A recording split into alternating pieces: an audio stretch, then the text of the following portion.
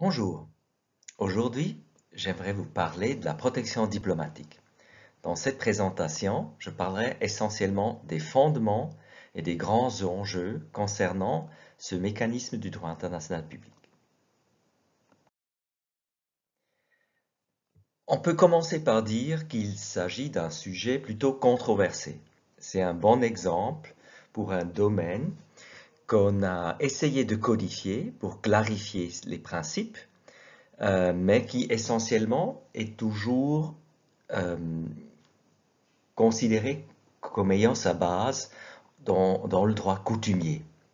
La Commission de droit international des Nations Unies a longtemps, pendant des années, essayé de codifier ce domaine et il en résulte effectivement un instrument, mais qui n'est suivi que par très peu d'États et qui reste lui-même controversé.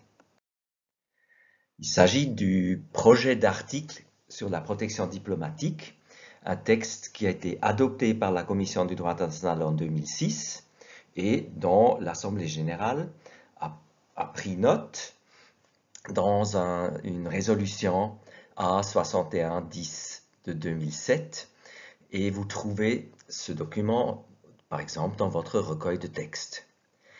Il reste tout de même assez controversé et il contient beaucoup de règles qui ne font pas l'objet d'une reconnaissance généralisée. Ce qu'on peut dire que, au moins, la définition qu'on trouve dans ce projet d'article est pas particulièrement controversée. C'est plutôt les différentes conditions quant à l'application de ce principe qui sont controversées. Alors, qu'est-ce que c'est cette protection diplomatique? Ici, dans cette définition, on dit que c'est l'invocation par un État, par une action diplomatique ou un autre moyen de règlement pacifique, de la responsabilité d'un autre État pour un préjudice causé par un fait internationalement illicite dudit État à une personne physique ou morale ayant la nationalité du premier État, en vue de la mise en œuvre de cette responsabilité. Alors vous voyez ici au moins qu'il s'agit d'un mécanisme traditionnel entre deux États, les sujets traditionnels du droit international, et qu'il s'agit de la question d'un acte internationalement illicite, donc normalement une violation du droit international de l'État A, contre laquelle l'État B veut prendre des mesures. Et le troisième élément, c'est que cette violation du droit international a été commis envers une personne physique ou morale. Et donc, on voit ici que la violation du droit international concernant une personne remonte au niveau des États. Et on appelle ça normalement une conséquence de la médiatisation de l'individu par l'État en droit international traditionnel, notamment au XIXe siècle, et encore aujourd'hui, dans la pratique des États plus traditionnels, on peut voir que l'individu ne peut pas directement lui-même invoquer une procédure ou porter plainte devant un tribunal, et donc on a besoin que l'affaire soit réglée dans le cadre du droit international par les deux États.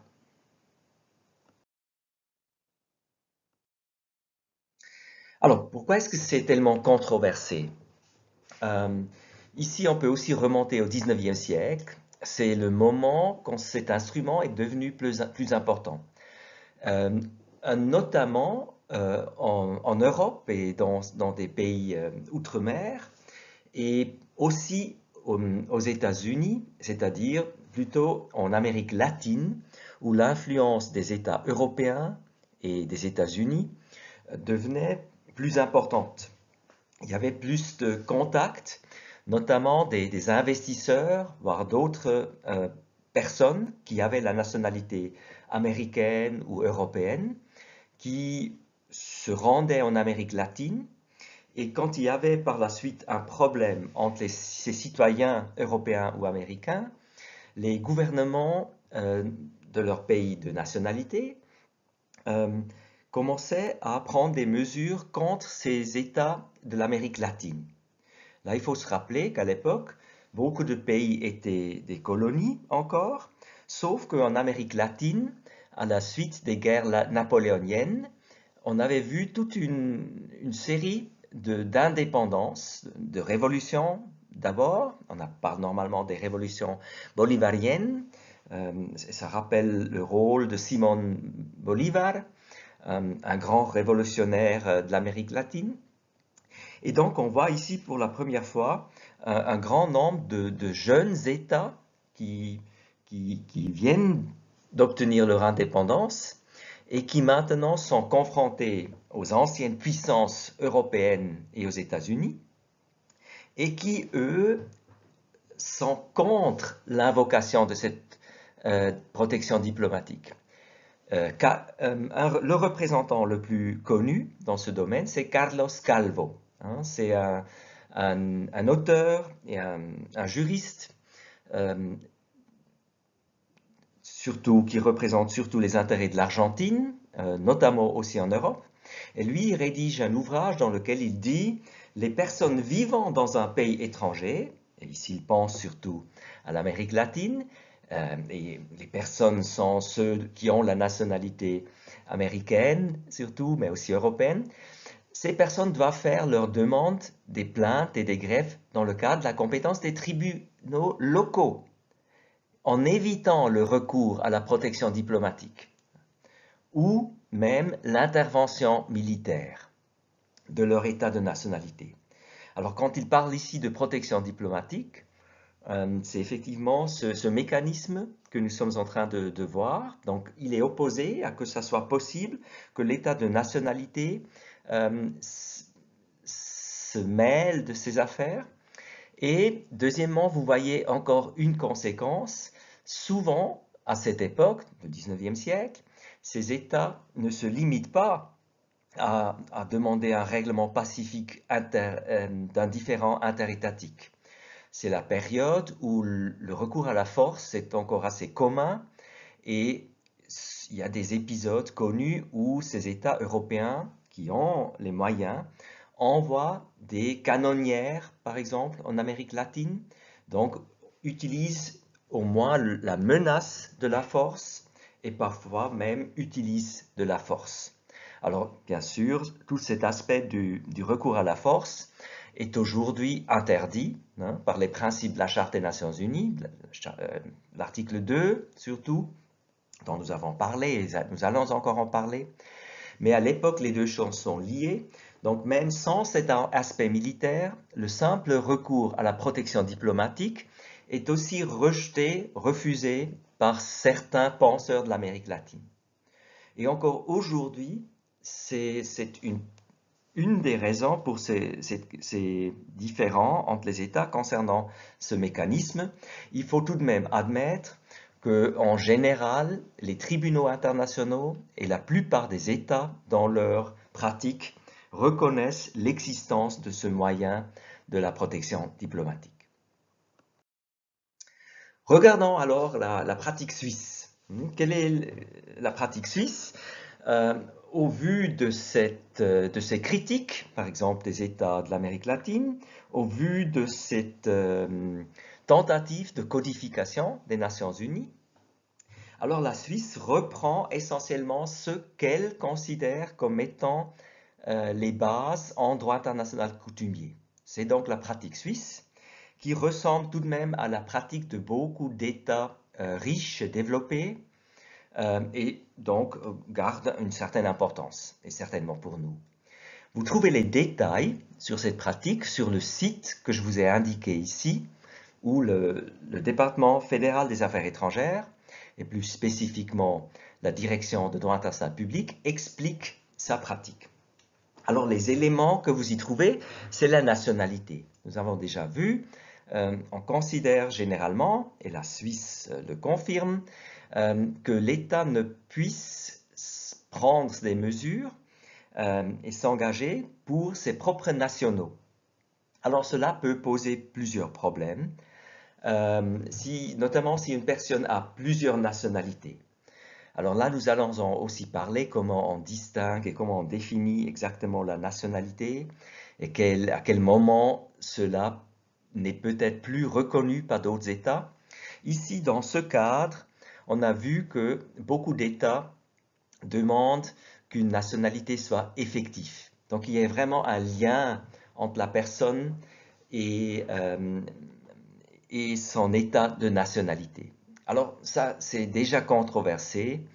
Ce principe a été confirmé par la Cour internationale de justice dans une affaire Nottebohm en 1955, mais il est toujours controversé.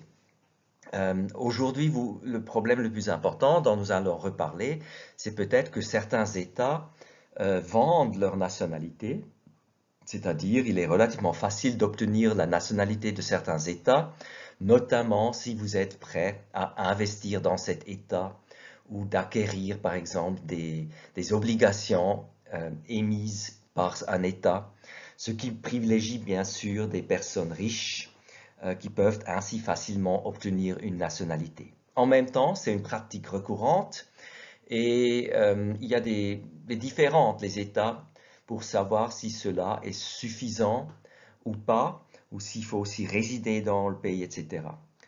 Ceci est compliqué par le fait qu'aujourd'hui, bien sûr, les situations sont parfois très complexes.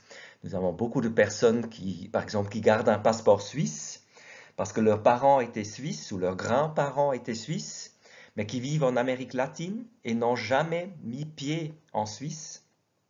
Et la Suisse défend tout de même qu'il s'agit de citoyens suisses et qu'elle aurait, le cas échéant, le droit de les défendre dans une procédure de protection diplomatique.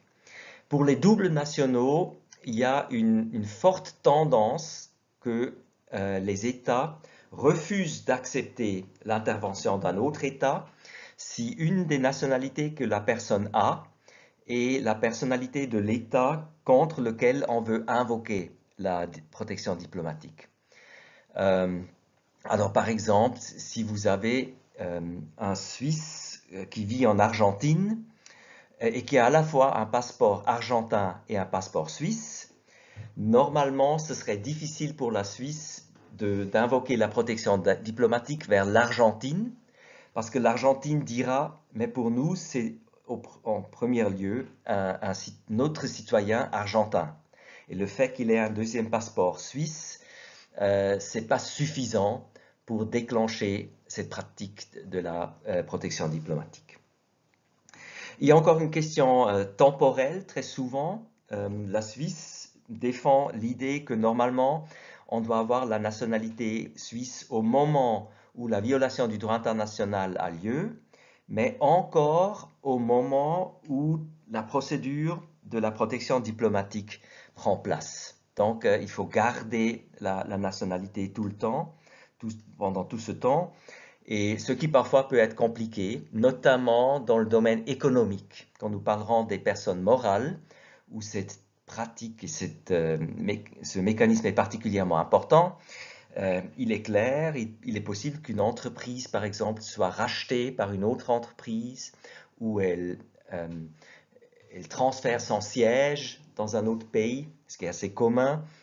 Et à ce moment-là, cette entreprise change de nationalité et on pourrait dire que ce critère ici, que la nationalité soit être présente au moment de la violation du droit international et au moment où on invoque la protection diplomatique, à ce moment-là, ça peut causer des problèmes.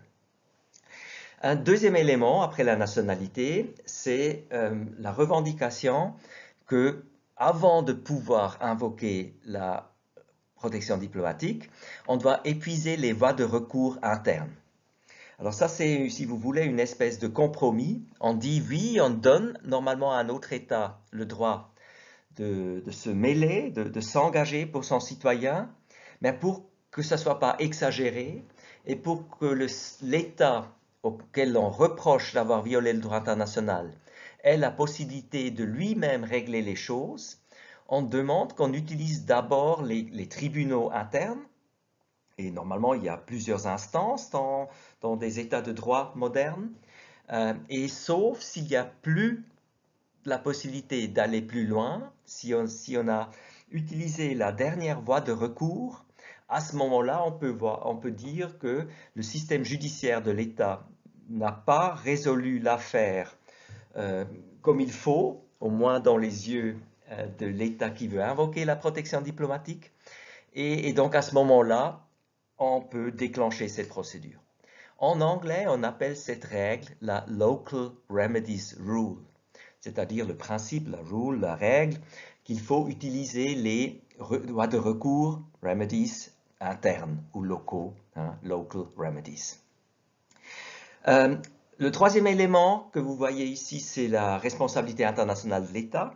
Donc, à la base du problème ici, il doit s'agir d'un différend concernant la violation du droit international qui engagerait la responsabilité internationale de l'État.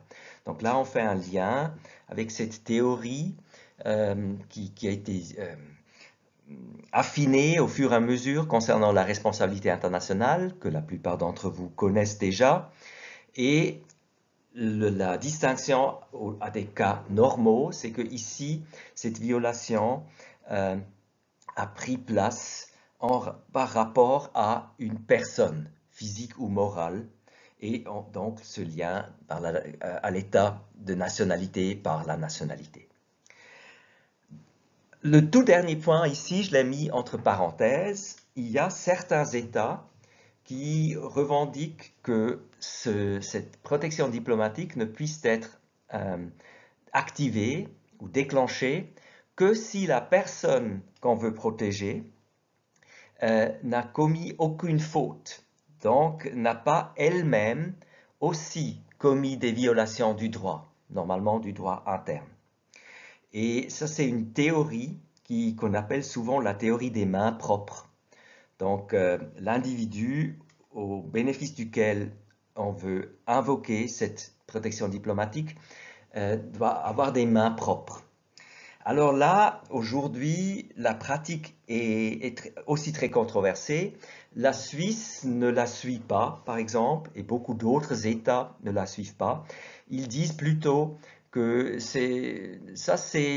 sont deux choses dont on peut tenir compte. À la fois la responsabilité internationale de l'État qui aurait violé le droit international, et en parallèle, bien sûr, la question si l'individu ait aussi violé le droit. Et c'est quelque chose dont on tient compte dans la procédure elle-même. Donc, une fois qu'on a, par exemple, clarifié s'il y a eu une responsabilité, s'il y a eu une violation du droit international par l'État concerné, et quelles seraient les conséquences, à ce moment-là, on peut aussi tenir compte d'une responsabilité individuelle, par exemple, de l'individu, notamment si l'individu a contribué au problème juridique ou aux dommages qui en résultent. Donc, c'est plutôt une question de la prise en compte des fautes éventuellement commises ou des violations du droit éventuellement commises par l'individu pour trouver une solution, notamment la question de la réparation ou de la restitution ou encore du dédommagement de l'individu.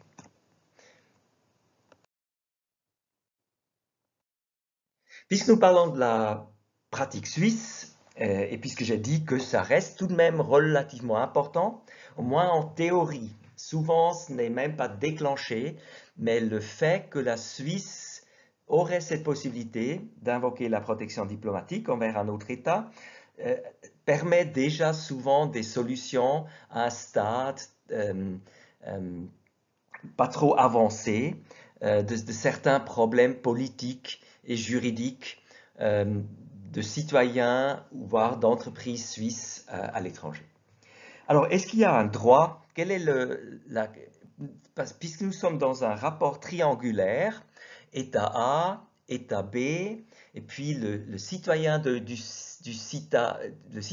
l'État A qui se trouve dans l'État B, quel est le rapport entre le citoyen de l'État A et cet État A? Est-ce qu'il a un droit absolu à obtenir la protection diplomatique? Alors là, la théorie, dans la plupart des États, c'est tout de même que c'est ce rapport entre un État et son citoyen, c'est une question de droit interne. Et donc, ce n'est pas le droit international qui oblige un État à appliquer la protection diplomatique ou à l'utiliser, c'est à lui de décider. C'est dans la souveraineté étatique de cet État de décider s'il utilise la protection diplomatique ou non. Et c'est aussi la pratique en Suisse, et ça a été confirmé à plusieurs reprises. À la base, l'arrêt du tribunal fédéral du 6 octobre 1995 est assez clair sur cette question. Par la suite, le Conseil fédéral a codifié sa propre pratique et a dit dans quel cas il sent le besoin et une obligation, éventuellement même une obligation juridique de l'appliquer. Et encore récemment, ça a été repris dans des décisions du tribunal fédéral. Et par exemple, cet arrêt du tribunal fédéral 130-1-312 du 2 juillet 2004 exprime la pratique actuelle de la Suisse assez bien. Il dit la pratique du Conseil fédéral, de même que la jurisprudence du tribunal fédéral, considère de manière uniforme que l'obligation de l'État, donc ici la Suisse, d'assurer la protection diplomatique, trouve sa source dans le droit interne. Donc vous avez déjà ce point. Mais que celui-ci ne confère pas aux ressortissants suisses un droit personnel et subjectif à la protection diplomatique.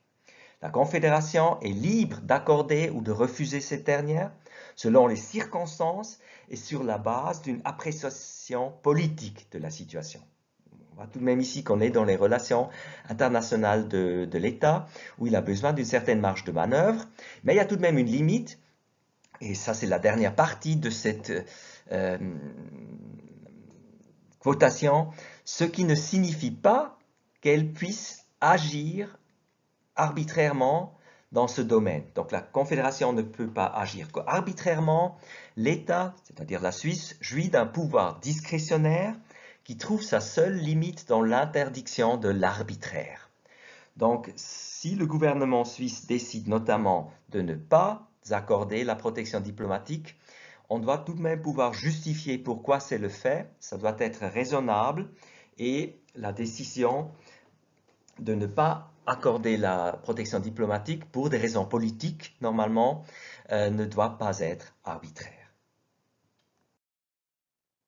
Alors, dans quel domaine cette protection diplomatique est importante? Alors, on peut dire que c'est surtout dans les domaines où, ce qu'on appelle normalement le droit des étrangers, notamment pour les personnes physiques. Et souvent, ces étrangers, quand ils sont des entreprises, aussi de manière générale, quand il y a des problèmes juridiques, c'est souvent parce qu'il y a des activités économiques. Donc, on peut dire que cet instrument, notamment dans la pratique suisse, est particulièrement important dans tout ce qui concerne les activités économiques de Suisses, personnes physiques et morales, à l'étranger. Alors, historiquement, c'était aussi important concernant l'intégrité physique, et c'est encore le cas aujourd'hui. C'est peut-être le deuxième domaine, notamment quand il y a des guerres civiles, quand il y a des mesures prises contre les étrangers, certaines discriminations, par exemple des arrestations, comme on les voit maintenant en Birmanie, ou quand il y a des conflits entre un gouvernement et la population, par exemple en Turquie, par exemple des journalistes qui sont internés. Très souvent là on dit, voilà, l'intégrité physique d'une personne étrangère est mise en danger. Est-ce qu'il s'agirait d'une violation du droit international? Et quel est le droit international ici? Notamment s'il n'y a pas de traité qu'on pourrait invoquer, on parle souvent d'un standard minimum de traitement que la Suisse considère comme existant comme du droit coutumier. Et beaucoup d'États, notamment des pays développés, défendent cette idée. Il existe un standard minimum de traitement des étrangers. aussi des personnes physiques quant à leur intégrité physique et des personnes morales, notamment quant à leur existence économique. Donc, dans ces cas-là, c'est notamment une interdiction d'expropriation sans qu'il y ait une indemnité. Et dans les deux cas aussi, la garantie que la personne concernée, physique ou morale, ait accès à un tribunal, c'est-à-dire puisse défendre ses propres droits. Dans ces cas où il n'y aurait pas d'accès à un tribunal ou pas de voie de recours, on parle généralement d'un déni de justice. Et ici, la plupart des pays, notamment développés, mais aussi beaucoup d'autres pays, défendent que l'étranger doit avoir la possibilité de défendre ses droits devant un tribunal interne d'un État, et sinon il y a déni de justice, et dans ces cas, ça pourrait aussi déclencher la protection diplomatique.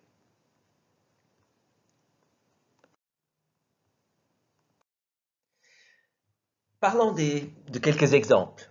Alors, notamment des grands exemples pour la Suisse, des affaires qu'on pourrait retenir. Alors, une première affaire où on voit l'utilisation de la protection diplomatique par la Suisse, c'est une des deux seules affaires que la Suisse a portées devant la Cour permanente de justice internationale.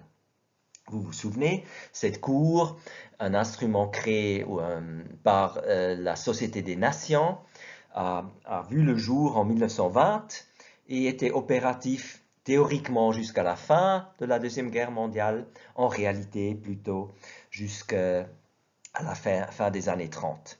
Et pendant cette période, la Suisse a une fois saisi la Cour permanente de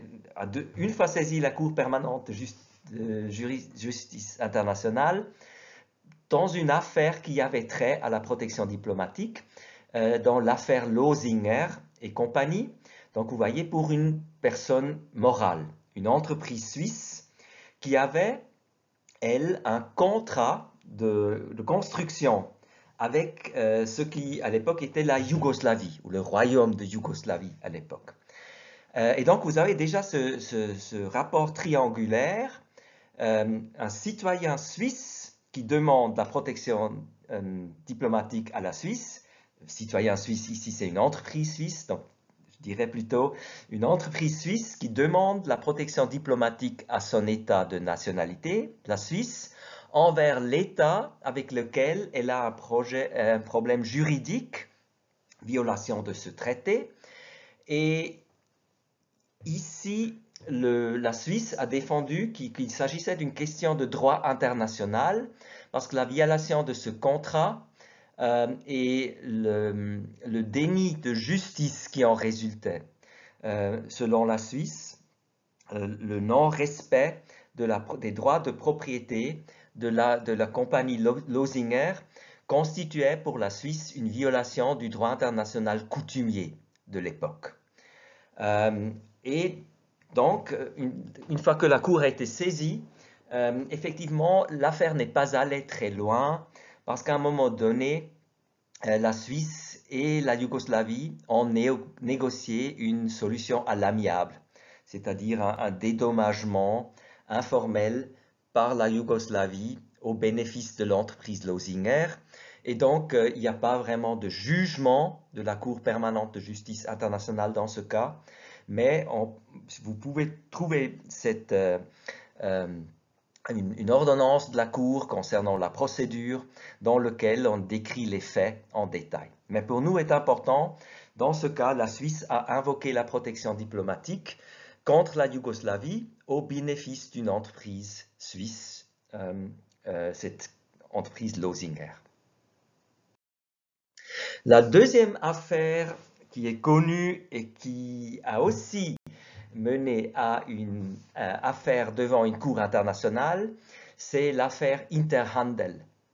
Et cette affaire est non seulement intéressante parce que nous parlons de la protection diplomatique, mais c'est aussi intéressant parce que c'est la seule affaire dans laquelle la Suisse a saisi la Cour internationale de justice.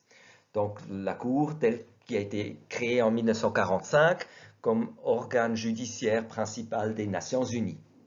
Et dans cette affaire, la Suisse a saisi cette cour contre les États-Unis. Donc vous avez les deux États, un différend interétatique, au bénéfice d'une compagnie suisse, Interhandel. Et quelle était la violation du droit international qui était discutée et controversée dans cette affaire? Alors en 1942, pendant la Deuxième Guerre mondiale, le gouvernement des États-Unis avait mis sous séquestre la presque totalité des actions d'une entreprise General Aniline and Film Corporation. C'était une entreprise qui était enregistrée aux États-Unis, mais ces actions appartenaient à la Interhandel. Donc cette entreprise américaine était contrôlée, détenue par une entreprise suisse. Et c'est clair, au moment où les actions de cette entreprise ont été mises sous séquestre, la compagnie Interhandel, une société enregistrée à Bâle, considérait qu'elle avait été expropriée et qu'il n'y avait pas d'indemnité. Les États-Unis ont maintenu que c'était correct parce qu'il s'agissait pour eux d'une entreprise allemande. Ils considéraient que la compagnie Interhandel n'était pas vraiment une société suisse parce que derrière, il y aurait eu des personnes d'origine allemande, l'Allemagne était en guerre avec les États-Unis, et cela aurait justifié les mesures américaines, tandis que la Suisse a défendu que non, que la société Interhandel était une société suisse. Et donc, premièrement, les États-Unis n'auraient pas dû exproprier cette entreprise en mettant sous séquestre les actions de sa filière. Et deuxièmement, que la Suisse avait le droit d'invoquer la protection diplomatique parce qu'il s'agissait d'une entreprise suisse. Et vous voyez ici, dans sa requête du 1er octobre 1957, la Suisse a demandé à la Cour internationale de justice de dire et juger que les États-Unis étaient tenus de restituer à l'Interhandel les avoirs mis sous séquestre et subsidiairement que le différend entre la Suisse et les États-Unis à ce sujet était de nature à être soumis à la juridiction et à l'arbitrage ou à la conciliation. Donc de confirmer qu'il s'agissait ici d'une affaire de protection diplomatique. Alors, qu'est-ce qui s'est passé dans cette affaire? Et là, c'est encore un élément qui rend cette affaire intéressante. La Cour a donc analysé si toutes les conditions étaient remplies et dans son arrêt du 21 mars 1959, la Cour a déclaré que la requête de la Suisse était irrecevable du fait que Interhandel n'avait pas épuisé les recours internes qui s'offraient à elle devant les tribunaux américains. Donc la Cour dit qu'un des éléments que nous avons vus dans la pratique de la plupart des États, cette condition qu'il faut épuiser les voies de recours internes, n'était pas satisfait. Alors il faut dire que la Suisse avait plaidé que ce n'était pas le cas parce que l'affaire avait traîné longuement devant les tribunaux et les différentes instances américaines et il semblait à la Suisse que les voies de recours qui seraient éventuellement encore ouvertes ne l'étaient pas en réalité. Mais ici, on voit que la Cour internationale de justice a plutôt suivi l'avis des États-Unis, comme quoi les voies de recours n'étaient pas épuisées, et comme ça, une des conditions pour la protection diplomatique et pour l'invocation de la protection diplomatique par la Suisse n'était pas satisfaite, et donc il fallait déclarer l'affaire comme irrecevable. Ce qu'on peut encore dire, cette affaire est tout de même très intéressante et importante. Pendant de nombreuses années, ça causait des problèmes entre la Suisse et les États-Unis. Et finalement, quelques années plus tard, la banque suisse, qui aujourd'hui s'appelle UBS, elle avait racheté les actions de Interhandel et elle a obtenu environ 40% de la propriété initiale dans le cadre d'une transaction extrajudiciaire avec les autorités américaines. Donc il y avait aussi une solution à l'amiable avec le soutien politique toujours de la Suisse. Et ce règlement a permis à l'UBS de devenir la banque la plus importante de la Suisse et par la Suisse aussi une des grandes banques mondiales. Et donc on voit l'importance de ce règlement. Et sur le plan politique, il faut aussi dire qu'il restait tout de même très controversé si Interhandel avait été vraiment une entreprise suisse ou si finalement ça avait été un instrument utilisé pour dissimuler que derrière il y avait l'Empire allemand, avec le gouvernement nazi de l'époque, qui voulait protéger certaines entreprises allemandes contre l'expropriation en donnant fictivement l'impression qu'il y avait un contrôle par une entreprise suisse et par des investisseurs suisses. Et il y avait eu un rapport, mais afin de protéger les intérêts de la banque, de l'UBS notamment, contre d'autres contestations juridiques qui pourraient dériver du fait qu'il y avait éventuellement des intérêts nazis dans cette entreprise. Le Conseil fédéral a gardé le rapport Rees qu'on avait fait rédiger sous clé jusqu'aux enquêtes de la commission d'experts indépendante suisse Seconde Guerre mondiale en 2002, ce qui a tout de même donné à l'époque un coup de fouet aux spéculations sur son contenu. Et encore dans les années 2000, on a rediscuté cette affaire et le comportement du gouvernement suisse dans l'affaire Interhandel. Pour nous, dans cette présentation, c'est essentiellement la deuxième grande affaire devant un tribunal international où la Suisse a invoqué la protection diplomatique, chaque fois, comme vous l'avez vu, pour une entreprise suisse. Donc ici, ces affaires économiques sont particulièrement importantes. Pour conclure cette présentation, vous voyez, ce sont normalement des affaires hautement politiques et émotionnelles. Les États n'aiment normalement pas trop qu'il y ait un différend interétatique suite au traitement accordé à une personne physique ou morale étrangère. Et donc, on a depuis longtemps commencé à chercher des alternatives à la protection diplomatique. Et on peut mentionner surtout deux développements récents qui essayent de se substituer à la protection diplomatique. Mais ça reste très exceptionnel, parce que c'est clair, pour que les États acceptent ce type de mécanisme qui a la même utilité comme la protection diplomatique, il faut se faire confiance et il faut faire vraiment des concessions à l'autre. Alors le premier grand domaine, c'est la protection des droits humains. Et ça, c'est surtout important pour les personnes physiques, l'intégrité physique des étrangers. Là, on a essayé d'installer, de mettre en place la protection internationale des droits humains, ce qui permettrait l'accès éventuellement à une cour internationale, ce qui reste tout de même l'exception. Mais l'exemple le plus important pour nous, c'est la CEDH, la Convention européenne des droits de l'homme, qui prévoit exactement que tous les citoyens qui se trouvent sous contrôle d'un État A, et même s'ils sont les citoyens de l'État B, n'ont plus besoin de s'adresser à leur État de nationalité, mais ont accès à la Cour européenne des droits de l'homme pour protéger leurs droits humains tels que garantis par la Convention européenne des droits de l'homme.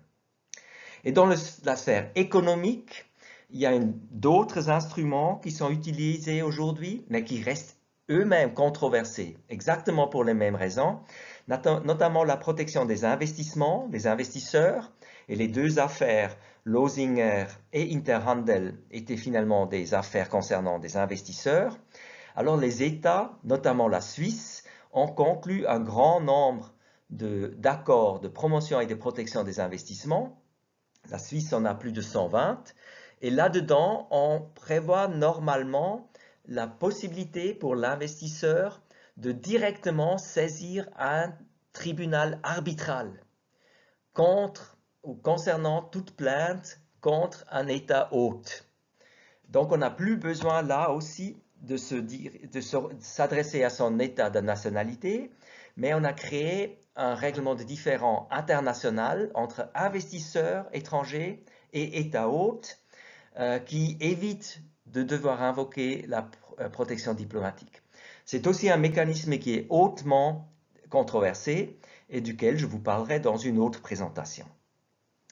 Pour conclure, même si ces deux alternatives qui existent aujourd'hui restent controversées et ne sont pas acceptées par tous les États, il y a une discussion si on ne devrait pas plus souvent encore donner le droit à l'individu de s'adresser ou de saisir directement un tribunal international au cas où, notamment en tant qu'étranger, il aurait des problèmes dans un État.